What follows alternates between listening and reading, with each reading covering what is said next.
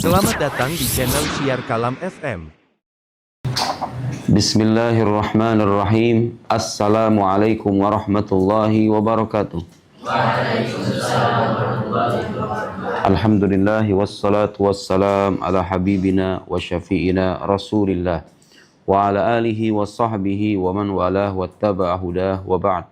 Allahumma akhrijna min dhulumatil wahm wa akrimna binuril fahm وافتح علينا بمعرفة العلم وسهل أخلاقنا بالحلم واجعلنا ممن يستمعون القول فيتبعون أحسنه سبحانك لا علم لنا إلا ما علمتنا إنك أنت العليم الحكيم ولا حول ولا قوة إلا بالله العلي العظيم اللهم علمنا ما ينفعنا وزدنا علما وبعد. InsyaAllah kita akan melanjutkan pengajian kitab Ummul Barahin karya Imam Sanusi. Terakhir kita sampai pada pembahasan sifatul ma'ani. Sifat ma'ani bedanya apa dengan sifat salbiyah? Sifat salbiyah isinya adalah penafian. Qidam tidak bermula. Baqa tidak berakhir. Mukhalafah lil hawadis tidak sama dengan makhluk. Isinya tidak semua. Kalau sifat nafsiyah, sifat wujud, apa bedanya dengan sifat salbi? Sifat wujud tidak memberikan makna lebih. Wujud Allah adalah Allah itu sendiri. Paham?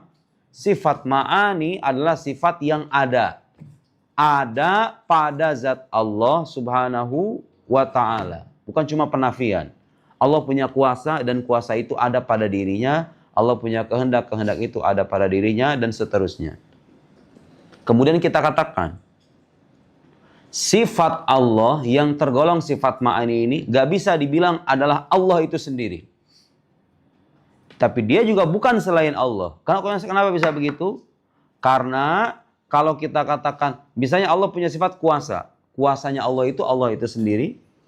Bukan. Tapi dia adalah salah satu sifat yang dimiliki oleh Allah. Allah itu gak cuma sifat kuasa, ya kan? Allah itu adalah zat yang memiliki sekian banyak sifat.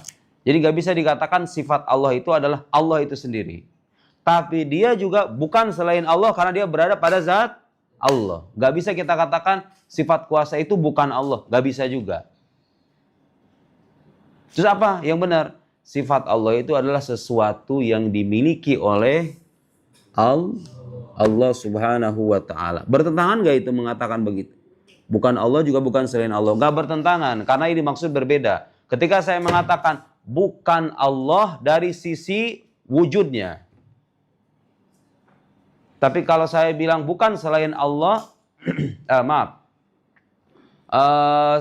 bukan Allah dari sisi maknanya. Sekarang begini, ada lafaz Allah. Maknanya Allah itu adalah zat yang memiliki semua sifat kesempurnaan, keindahan, dan keagungan. Itu kan maknanya. Allah itu al-wajibul wujud, al-ma'bud bihaq. Sesuatu yang wajib ada, yang niscaya ada, yang disembah dengan hak. Itu Allah, Tuhan kita. Terus makna dari sifat kudrah apa? Sifat qadim yang berada pada zat Allah, yang dengannya Allah mengadakan dan meniada. Sama atau enggak maknanya? Sama atau enggak maknanya? Antara Allah dengan sifat kudrahnya Allah. Sama atau beda maknanya? Beda. Berarti dia bukan Allah itu sendiri. Tapi dia adalah sesuatu yang dimiliki oleh Allah. Jadi dia bukan Allah dari sisi maknanya. Tapi juga bukan selain Allah dari sisi wujudnya. Karena sifat kudrah itu nggak terpisah dari zat Allah. Dia ada dengan adanya Allah subhanahu wa ta'ala. Jadi ketika mengatakan dia bukan Allah dari sisi maknanya, juga bukan selain Allah dari sisi wujudnya. Gak bertentangan itu. Sekarang kalau dulu pernah saya kasih misalnya Bayu saya bilang jujur. Apakah jujur itu Bayu itu sendiri? Bukan. Karena makna Bayu dengan makna jujur beda kan? Bayu itu adalah manusia yang punya sifat ABCD, ya kan? Jujur itu adalah sifat ini. Maknanya beda. Jadi dia bukan Bayu itu sendiri. Tapi apakah jujur ini bukan selain Bayu? Apakah jujur ini bisa dikatakan selain Bayu? Gak bisa. Karena dia ada pada diri Bayu. Dan kalau saya mengatakan Bayu punya banyak sifat, itu gak lantas menafikan kesatuan Bayunya. Jadi kita meyakini Allah bukan berarti menyamakan Allah dengan makhluk ya. Ini cara kita memahami supaya mudah. Allah zat yang esa memiliki banyak sifat. Banyaknya sifat itu tidak mempengaruhi keesaan zatnya yang mulia. Sekarang kita akan masuk ke dalam pembahasan sifat kalam. Ini pembahasan agak rumit ya. Tapi akan saya berusaha untuk menyederhanakan sebisa mungkin. Dengerin. Terakhir kita membahas tentang sifat kudrah, iradah, ilm, hayat, sama, basar. Sama basar apa artinya? Sama apa artinya? No? Pendengaran. Allah itu maha mendengar. Basar apa artinya? Basar maha melihat. Baik, sekarang sifat kalam, firman atau pembicaraan, firman. Apa maksud dengan kalam? Lihat no, kesini no. Sebelum saya menjelaskan nanti. Kalau sekarang saya ngomong nih, saya ngomong sekarang dengan lisan saya. Bismillahirrahmanirrahim. Ini omongan berupa bahasa Arab, ya kan? Terdiri dari huruf, mengeluarkan suara. Benar nggak? Ini saya ngomong nih. Alhamdulillahi Rabbil Alamin. Omongan kamu gitu semua kan? Ada bahasanya, ada suaranya. Ya nggak? Terdiri dari huruf-huruf, ya kan? Bahasa Indonesia juga begitu. Itu saya ngomong begini nih. Nah, saya mau nanya sekarang. Kalau saya ngomong Alhamdulillahi Rabbil Alamin. Ini omongan ada permulaannya nggak? Ada permulaannya nggak? Ada permulaannya. Saya ngomong alhamdu. Sebelum saya ngomong du, saya ngomong alhamdulillah, ya nggak? Jadi ucapan saya berbunyi du itu didahului dengan ucapan lain alhamdulillahi. Sebelum saya ngomong hi, saya ngomong lillah. Ada awalnya, ya nggak? Semua omongan yang terdiri dari huruf, suara, dan bahasa itu memiliki permulaan. Saya mau nanya sekarang, Allah Subhanahu wa Ta'ala ada permulaannya apa enggak? Enggak ada permulaannya. Dia qadim. Apa artinya qadim? Tidak bermula. Berarti kalau begitu, Allah Subhanahu wa Ta'ala bicara seperti kita atau enggak? Kalau kita kan ngomong ada permulaannya kan? Nih, saya ngomong ada permulaannya kan? Allah kan bukan sesuatu yang bermula. Berarti kalau Allah bicara seperti kita apa enggak? Enggak. Allah tidak bicara dengan bahasa, tidak bicara dengan suara, tidak bicara dengan huruf. Terus bagaimana? Allahu a'lam. Yang jelas kalau Allah dikatakan bicara dengan suara, bicara dengan huruf, bicara dengan bahasa, pada akhirnya pembicaraan Allah tidak jauh beda dengan makhluk. Sementara Allah sang khalik berbeda dengan makhluknya. Kalam Allah tidak terdiri dari bahasa, suara, maupun rangkaian-rangkaian kata, karena semua itu ada permulaannya. Sementara Allah adalah zat yang tidak bermula. Itu satu. Jadi kalam Allah tidak terdiri, Allah tidak berbicara dengan lisan, tidak bicara dengan bahasa, tidak bicara dengan suara, tidak bicara dengan huruf. Oke, sekarang kamu pasti nanya, terus bagaimana itu Al-Quran, Ustaz? Al-Quran bisa turun karena Nabi Muhammad itu bagaimana? Lihat sini. Ada ini maksud dengan, tadi saya bilang, ada kalam yang tidak terdiri dari bahasa, suara, dan huruf. Ini disebut dengan istilah kalam nafsi. Kalam nafsi. Ada kalam yang terdiri dari rangkaian kata. Ini disebut dengan kalam lafzi. Lihat sini. Sebelum saya menjelaskan, nanti saya mau kasih permisalan sederhana dulu. Lihat nih, tong. Saya belum masuk ke sini. Tapi dalam diri saya sudah ngomong. Ada pembicaraan dalam diri saya. Santri kok pada telat ya. Perasaan mereka yang butuh. Bukan saya yang butuh dengan mereka.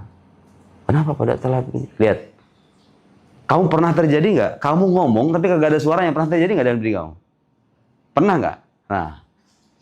Lagi naksir sama laki-laki. Ganteng banget itu ya. Nggak ada kayaknya lebih ganteng dari dia. Muncul perasaan. Pas ketemu, diomongin depan orangnya. Kamu kok ganteng banget sih? Lihat tuh. Saya ngomong, kamu ngomong, kamu kok ganteng banget sih? Ada suaranya itu, no? Ada bahasanya itu? Tapi sebelum kamu ngomong begitu, terjadi nggak omongan dalam diri kamu? Ada suaranya nggak? Ada hurufnya? Nggak ada. Sebagai bukti bahwa dalam kehidupan kita pun ada kalam atau pembicaraan yang tidak terdiri dari huruf dan suara. Ada apa enggak? Ada. Terus si Viola lagi begini nih. Lagi mikirin dia. Hari Sabtu, duitku sudah habis. Besok dijenguk apa enggak kira-kira? Aku mau bicara sama ibuku. Mama, aku jatuh hati mama. Sama seseorang. Ngomong di pojokan kamar kayak begitu. Ngomong kayak begitu. Ngomong. Terjadi itu omongan kan? Ya enggak? Ada omongan kan? Pas datang ibunya, ngomong sama ibunya. Mama, aku pengen punya uang. Terus curhat. Ada apa nak selama di pondok? Itu mama, aku merasa jatuh hati sekarang. Sama siapa? Sama itu. Lihat, keomongin.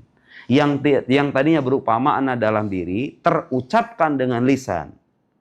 Itulah yang dimaksud dengan kalam lafzi. Kalam yang berupa lafad atau kata-kata. Sementara ada kalam itu maksudnya pembicaraan ya, gampang ya. Ada omongan, kalam yang tidak terdiri dari huruf dan suara. Ada nggak pada diri kita itu? Ada nggak? Ada, yaitu makna-makna yang berada pada diri kita masing-masing. Sebelum saya ngomong, ada makna yang tertanam dalam diri saya ekspresikan dengan lafad. Kalam yang tidak terdiri dari huruf dan suara, itu namanya kalam apa? Nafsi. Yang kedua, ada kalam yang berupa suara, itu namanya kalam lafzi. Hubungannya bagaimana antara ini dengan ini? Ini menjadi penunjuk bagi ini. Ya kan? Saya ngomong ke Viola, kamu ngomong sama ibu, mama aku jatuh hati. Kamu ngomong begitu dengan lisan kamu, hakikatnya itu menunjuk pada makna yang sebelumnya sudah ada dalam diri kamu, ya enggak? Nah, ini menjadi penunjuk bagi ini. Lihat, gampang nggak kamu memahami gini? Gampang nggak? Bahwa ada kalam nafsi, ada kalam lafzi. Intinya ada kalam yang tidak terdiri dari huruf dan suara. Itu ada pada diri kita.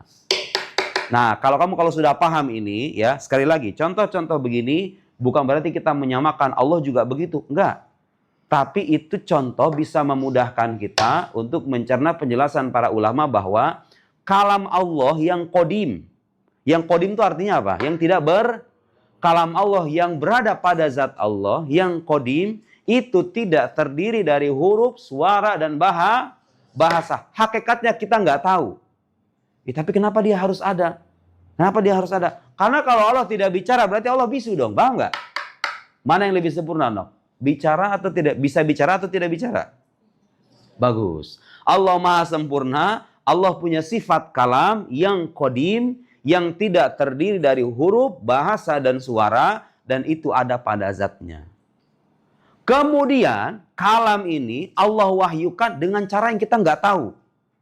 Diwahyukan kepada Nabi Muhammad SAW melalui malaikat Jibril alaihi salam, kemudian sampailah kepada sahabatnya. Nabi Muhammad menyampaikan ke sahabatnya, Bismillahirrahmanirrahim. Alhamdulillahirabbil alamin. Arrahmanirrahim. Maliki yaumiddin. Sampai Anas, dari sahabatnya sampai ke tabi'in, tabi'in ke tabi'ut tabi'in, sampai ke ulama-ulama ahli qiraat, sampailah ke kita sekarang. Lihat, Al-Qur'an yang kita baca sekarang, ada awalnya enggak itu? Bismillahirrahmanirrahim. Ada awalnya enggak? Ada awalnya. Itulah yang dimaksud dengan kalam lafzi. Kalam. Kenapa Al-Quran yang ada di tangan kita sekarang, andaikan ini Al-Quran ya. Kenapa? Ini disebut kalam Allah, kenapa? Karena ini menunjuk pada kalam qadim yang berada pada zat Allah Subhanahu wa Ta'ala. Makanya gak boleh disentuh tanpa bersuci. Karena ini kalam suci, ini firman Allah Subhanahu wa Ta'ala. Tapi ketika Allah mewahyukan Al-Quran, cara Allah mewahyukan tidak dengan seperti halnya kita ngomong kayak gini. Bismillahirrahmanirrahim. Alhamdulillah. Enggak. Paham? Tapi Allah memberitahu malaikat Jibril supaya disampaikan ke Nabi Muhammad, bunyi dari Al-Fatihah itu begini, bunyi dari Al-Baqarah itu begini. Tapi Allahnya sendiri tidak melafalkan bahasa, tidak melafalkan kalam dengan huruf dan suara. Tapi Allah memberitahu Nabi Muhammad, memberitahu malaikat Jibril, ini Al-Quran bunyinya itu begini. Seperti apa itu prosesnya? Allahu a'lam, tidak ada yang tahu. Tapi kalau kamu bilang Allah melakukan pembicaraan dengan bahasa, Bismillahirrahmanirrahim, ngomong kayak gini kayak kita, sama dengan makhluk dong kalau begitu, ya enggak? Ada awalnya. Sementara Allah tidak bermula. Jadi kalau kita sebut ada sifat kalam, yang dimaksud adalah kalam nafsi. Kalam yang berada pada zat, yang tidak terdiri dari huruf, suara, dan bahasa. Al-Quran, Injil, Taurat, Zabur yang ada di tangan manusia, yang diwahyukan oleh para nabi Allah Subhanahu wa Ta'ala, itu adalah kalam lafzi. Dia disebut kalam Allah karena menjadi penunjuk atas kalam nafsi. Paham? Mana yang qadim? Yang qadim yang mana? Yang ini atau ini? Qadim itu maksudnya tidak bermula. Yang ini atau yang ini? Pertama apa kedua? Kalam karena dia terangkai dari kata-kata, bahasa, dan huruf, dan suara. Jadi sifat kalam itu maksudnya adalah kalam nafsi. Kalam Allah yang tidak terdiri dari huruf, suara, dan bahasa, dan tidak serupa dengan kalam makhluknya. Allah wajib punya sifat kalam, karena kalau Allah tidak berbicara berarti Allah bisu, dan itu kekurangan. Kekurangan mustahil berlaku bagi Allah Subhanahu wa Ta'ala. Jelas nggak? Jelas atau nggak jelas? Minimal ada beberapa persen mau pahami kan? Ini pembahasan anak kuliahan. Tapi saya sederhanakan. Kamu paham nggak, Bayu? Paham. Lo Bayu aja paham. Berarti sudah dipermudah itu, insya Allah. Oke, sekian. Wallahu a'lam bissawab. Wassalamualaikum warahmatullahi wabarakatuh.